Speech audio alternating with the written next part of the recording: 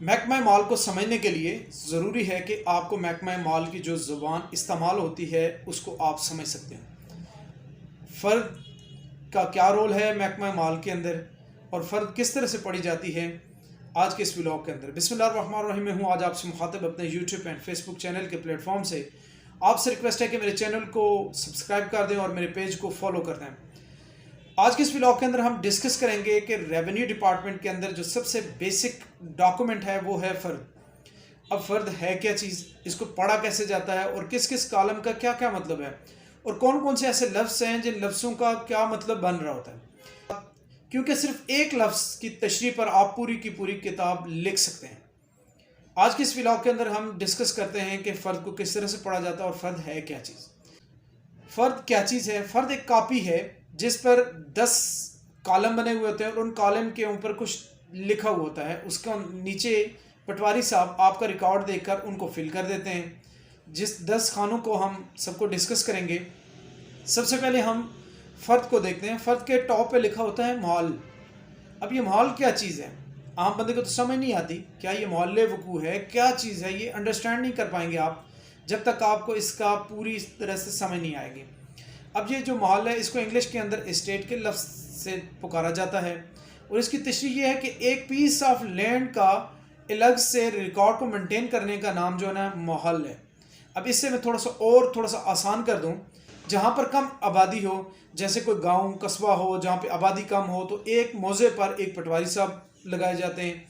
लेकिन जहाँ पे बहुत गुंजान आबाद इलाका हो, जैसे रावलपिंडी हो, इस्लामाबाद की जगह हो, लाहौर हो, कराची हो, मुमकिन नहीं है कि एक मौजे पर एक पटवारी को अपॉइंट किया जाए, क्योंकि लोगों की 3 मरले, 4 मरले, 2 मरले, आधा मरला, 1.5 मरले ज़मीनें होती हैं। उनका रिकॉर्ड मेंटेन करना एक मौजे के अंदर एक पटवारी के बस की बात नहीं है। इसलिए इसे थोड़ा सा बाइफिकेट तकसीम किया गया, थोड़ा तकसीम करके मॉल के अंदर लाया गया कि मॉल यानी मौजे से छोटा यूनिट है, 4-5 मॉल मिलकर एक मौजा बना देते हैं। अब वो उस मॉल पर एक पटवारी को लगा दिया गया कि आपने इस एरिए का, इस स्पेसिफिक पीस ऑफ लैंड का आपने रिकॉर्ड को मेंटेन करना है। अब इसके बाद अगले जो इसी के साथ आगे एक और लिखी होती है तर्फ पति। तर्फ पति इसका क्या मतलब है?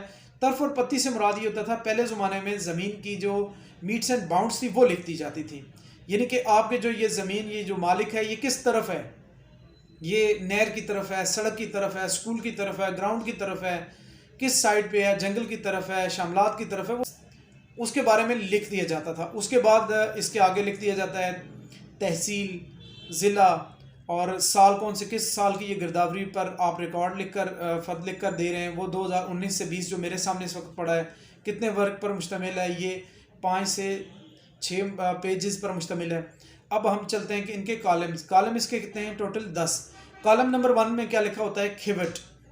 अब खिवट क्या है? खिवट खेत से निकला हुआ है, तो लफ्ज़ है जिससे मुराद खिवट का, इस एरिया का नंबर या नाम क्या है। जैसे आपकी पहचान है, आपकी पहचान नादरा के अंदर किस तरह से होगी? आपका नाम होगा, वल्दियत होगी, आपको एक शनाख्ती कार्ड नंबर अलॉट किया होगा, आपकी कौमियत लिखी हुई होगी, आपका एरिया लिखा हुआ होगा, ये आपकी पहचान है।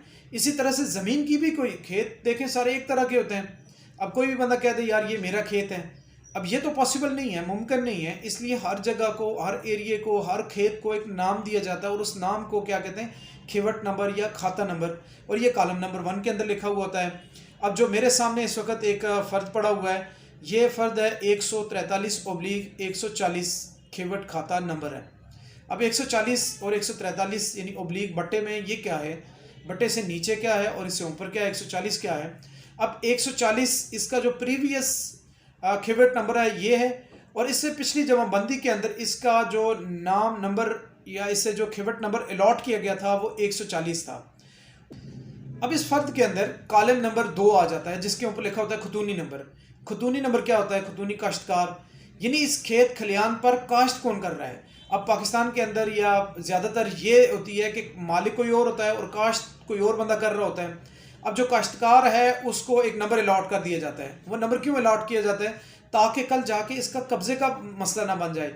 ये जो काश्तकार है ये अपने आप को मालिक डिक्लेयर न करना शुरू कर दे, क्योंकि लिमिटेशन एक्ट की सेक्शन 28 थी जो अब ओमिट हो चुकी है, ख़त्म हो चुकी है। लेकिन इससे पहले वो सेक्शन ये थी कि कोई भी शख्स किसी ज़मीन पर 12 या 20 साल तक काबिज रहेगा तो वो उसको मालिक डिक्लेयर कर दिया जाता था। इस चीज़ से बचने के लिए रेवेन्यू ने ये जो फ़र्द है इसके अंदर एक अलग से खाना बना दिया और एक खतूनी नंबर अलॉट कर दिया कि इस खतूनी नंबर पे जो काश्तकार है वो कौन है, और ये खाना नंबर और ये खाना नंबर 2 और 4 को आपको मिला के पढ़ना पड़ेगा। खाना नंबर 3 के आगे सब खाने को तकरीबन 5 खाने हैं जिसमें खाना नंबर क्लास 3 के 1 में आ जाते हैं। जो पहला उसमें लिखा होता है नाम, मालिकियत, नाम, मालिक, वालदियत, उसके बाद सुकूनत और कौमियत, ये चीज़ आ जाती है। मालिक का नाम लिखा जाएगा, अगर औरत है तो उसके हस्बैंड या उसके वालिद का नाम लिखा जाएगा। उसके बाद उसकी कौमियत क्या है, अगर 2 सेम नाम के लोग आ जाएं तो कौमियत से ये आइडेंटिफाई हो जाएं। उसके बाद सुकूनत कहाँ की है ये लिखी जाती है। उसके बाद जो है नोयत हकूक़ के मालिकियत, यानी कि आपकी ज़मीन की क्या नोयत है, किस तरह की है। यहाँ पे मेरे सामने जो पड़ी हुई है शामलात है। उससे आगे आ जाएं, जो ये बड़ा ज़बरदस्त किस्म का कॉलम है, समझना ज़रूरी है, जो क्लास 3 की 3 है। ये जो फ़र्द का क्लास 3 का 3 है ये समझना बहुत ज़रूरी है। ये यहाँ पे बाज़-औक़ात लिखा हुआ होता है, जो मैं आपको एक फॉर एग्ज़ाम्पल मेरे पास जो यहाँ पे लिखा हुआ है 210/410। अब ये समझ नहीं आ रही है कि 210/410 क्या है। अब ये तो मैं आज थोड़ा सा आगे चले ना, यहाँ पे इस पूरे खसरे के अंदर जो ज़मीन है वो 20 कनाल 10 मरले है। अब जो सबसे छोटी यूनिट है वो मरला होती है। अब मरले को क्या किया गया कि एक कनाल के अंदर 20 मरले होते हैं। अब 20 कनाल 10 मरले को ज़रब दी गई 20 के साथ, तो ये बन गई 410 मरले। यानी कि अगर 20 कनाल 10 मरले को हम ज़रब देकर आगे मरलों में कन्वर्ट करें तो ये बन जाती है 410 मरले। यानी टोटल कितने हैं, 410 मरले हैं, जिसमें से मिस्टर सोहेल नाम का जो शख्स है इसकी मालिकियत कितनी बनती है, 210/410। यानी 410 मरलों में से 210 मरले किसके हैं, सोहेल के। अगर इनको आगे कन्वर्ट करें कनालों के अंदर तो ये कितना, 10 कनाल 10 मरले का मालिक है। इसी तरह से दूसरे मालिक है उसका 100/410। अब ये 100 कितना आ गया जी कि 5 कनाल का मालिक को है वो नासिर नाम का बंदा है। फिर आ गया 100/410। तीसरा मालिक जो है कामरान नाम का शख्स है, ये भी 5 कनाल ज़मीन का मालिक है। उसके बाद मखसूस रकबे के मुताबिक हिस्सा, यानी कि कनाल मरलों के हिसाब से आगे वो ज़री बुक का रेफरेंस देते हैं। इससे अगले जो 4 कॉलम नंबर 4 है, जो खतूनी जिसको अलाट हुई होती है, काश्तकार का नाम, हवाला, वल्दियत, सारी उसका पूरा चीज़ें इसकी यहाँ पर मेंशन की जाती हैं। फिर उससे अगले नंबर पे आ जाता है खाना नंबर 5 के अंदर खसरा। अब खसरे के नीचे बहुत सारी दफ़ा ये लिखा होता है जी किताब 5।